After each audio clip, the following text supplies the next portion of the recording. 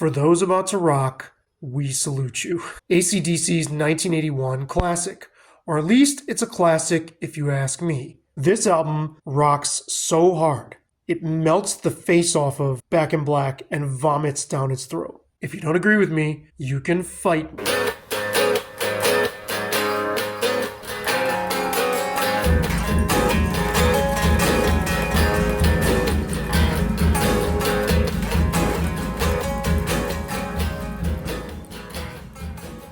Hey, welcome to Feedback Def. I'm Sabby Reyes Kulkarni, the apostate music journalist, and For Those About to Rock, We Salute You is the album that inspired this series. Quick story, and I've told this before. I was one of 4 writers participating in an AC/DC albums ranking for Heavy Consequence, which is Consequence of Sound's heavy platform. And typically when I do these rankings, I don't care where the albums are ranked. Like, I think rankings are dumb. I have a video about that. I think they're really pointless. They're completely ridiculous to argue about which album is better than another, but I always participate in them because I like writing up the individual records. So there were 4 writers and we got to split up the whole AC/DC catalog and talk to the editor about our favorites. And we all sent our individual rankings in, and then the editor kind of averaged them all out, and then had put his own sort of idea for what the ranking should be and what he thought the readers would respond to, etc., etc., etc. But there was another contributor who was also an editor of mine at another publication. Shout out to him. I won't mention him by name. He had to write up the album The Razor's Edge. And when our editor did sort of the final rankings, The Razor's Edge ranked above For Those About to Rock. And normally, like I said, I wouldn't care. But this time, I was like, no. I can't have that. I can't abide by that. I don't care to convince anybody, but I will not have that album ranking higher than this one. Spencer and Robert were like, look, you've got to consider how well it sold, how it revived their career. I was like, no. Finally, Spencer relented and was like, okay. So ever since then, I've had it in my mind that certain albums are worth fighting to defend. Like I always say with these videos in this series, I'm not trying to convince you. I don't believe at all in the idea that certain music is better than others objectively. What I do think, though, is that the public often responds to certain records much more so, or is much more receptive to certain records than others. We know this from the sales figures, and this is a clear-cut case of that. Back in Black absolutely smokes this album in terms of sales. Now, if you look at the RIAA, Recording Industry Association of America, gold and platinum certifications, you can go on their website, riaa.org. Go on their website, search their gold and platinum database, and you can compare the sales certifications. Now, that's slightly tricky because certification is not the same thing necessarily as official sales tallies, right? Artists, their labels, management, you have to audit the RIAA in order to get their official sort of certification of a platinum or gold status. So it doesn't always happen. And in this case, for example, the certifications for Back in Black are very current. They come up to, I believe, August 2024, but the last certification we got for Those About to Rock is from 2001. However, it's indisputable. Back in Black, according to the RIAA, is certified at 27 million copies sold. That's in the US alone. Okay, that's almost triple diamond. Let that sink in for a moment. For Those About to Rock is certified at 4 million. Right?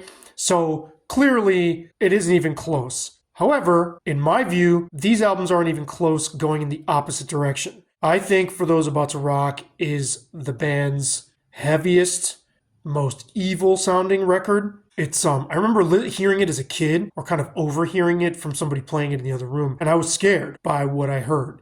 And I was like 9, 10, 11 years old, so it's a little ridiculous, but I was picking up on something. This album is very dense.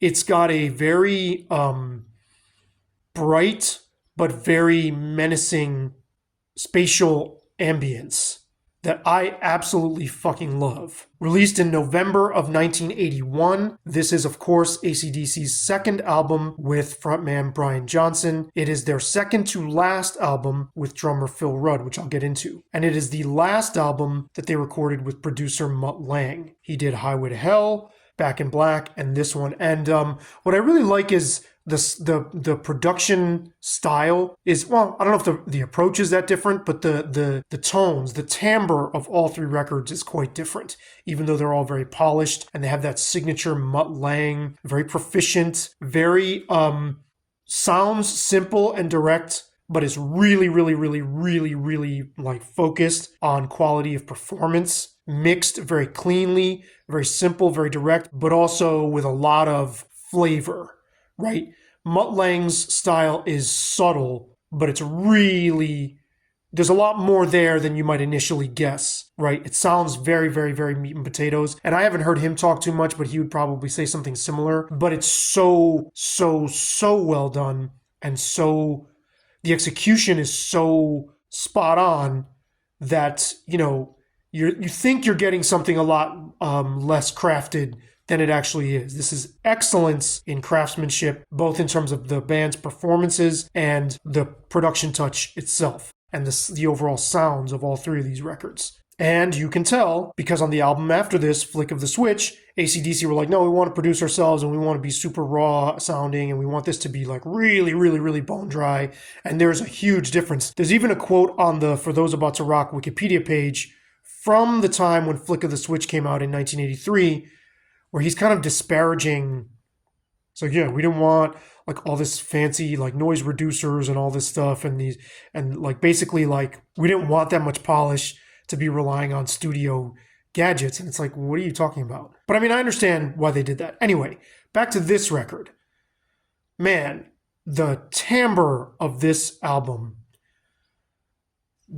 like this album to me has an aura, has like a sonic aura that is unmistakable. Like I said, it's darker. Yes, there are upbeat tunes like I Put the Finger on You, COD, right? Those songs that kind of have that like AC/DC spring in their step. But there are songs like For Those About to Rock, Evil Walks, Inject the Venom, that are really, really dark sounding. For Those About to Rock,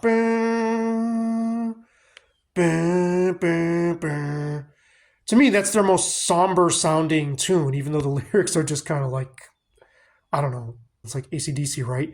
There's very few points in their career where you would describe what they're saying as somber. But that sort of chimey, morose series of chords ringing out, I think that's really heavy. And this is where I think their transition from a rock and roll band to like a more metallic, heavy, sort of like trudging Sherman tank kind of groove is complete.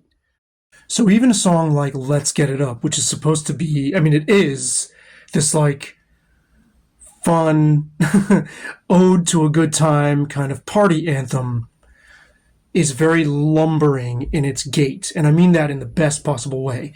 So if you compare it to older songs like Bad Boy Boogie and Riff Raff, and I'm trying to think of other ones. There's a bunch of other ones that have more of this, they're light on their feet, right? The grooves of those songs. This is further down the path that we hear on a song like Sin City, which is like dun, dun, dun, dun. It's further down that path with a little bit more constrained of a groove. Now, it's still Phil Rudd, so it's still grooving, but it's like if the like Incredible Hulk showed up at a party after a 5-hour workout and was all tight and was like, yeah, let's have fun.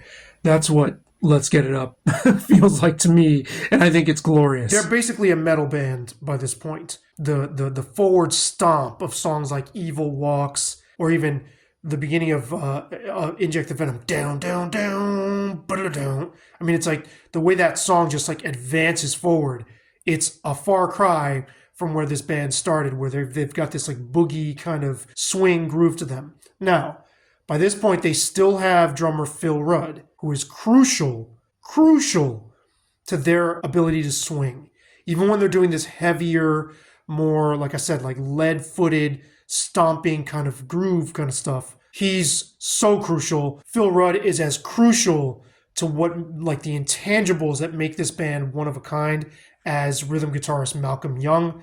This is his second to last album with the band before returning in 95 for Ball Breaker, but it's a huge difference without him. So they are pulling this off, if you ask me, largely in part because he's still there. So I consider this the more delinquent, ugly, scary younger brother to Back in Black. Production-wise, it is executed with as much professionalism, right?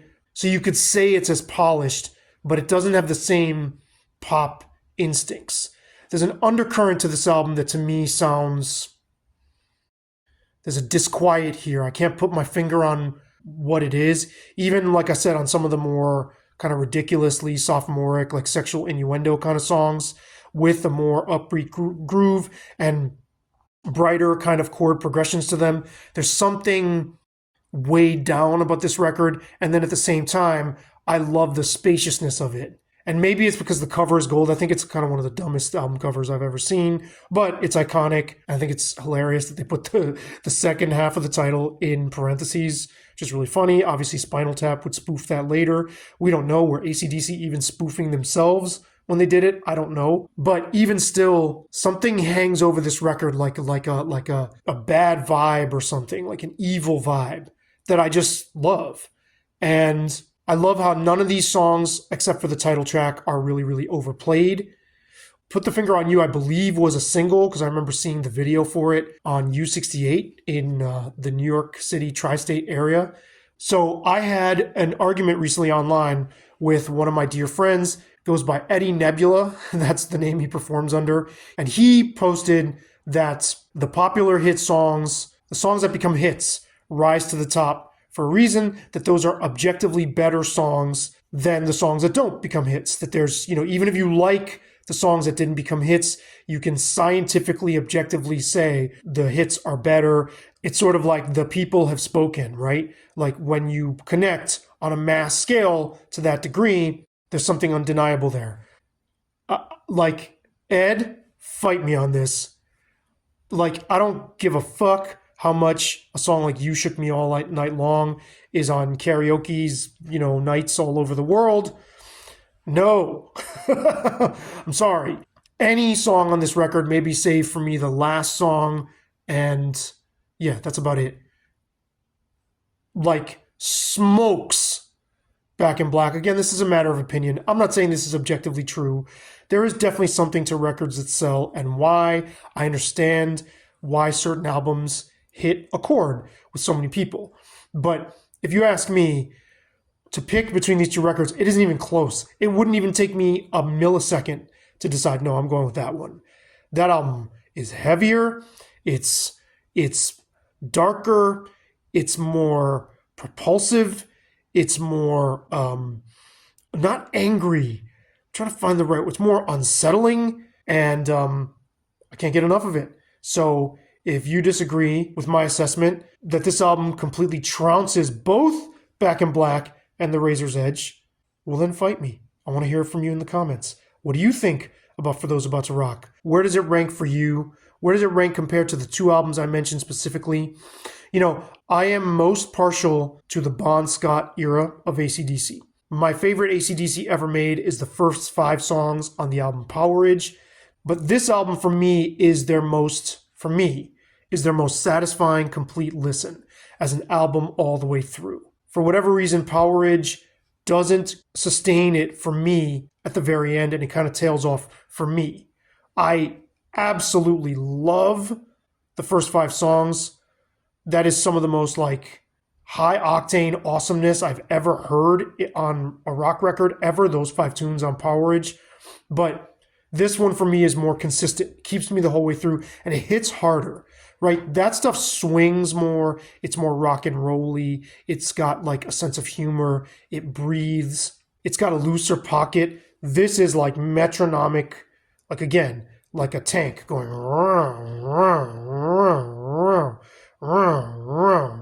What is your story with this record? How do you compare it to the records I compared it to? Where were you when you first heard it? How much has this record kept its appeal for you? I want to hear it all. For Feedback Def, I'm Sabby Reyes Kulkarni, the apostate music journalist. Time to hear from you. It's your turn to tell me what's what and what somebody needs to fight you about? Let me hear it in the comments. Love to hear from you guys.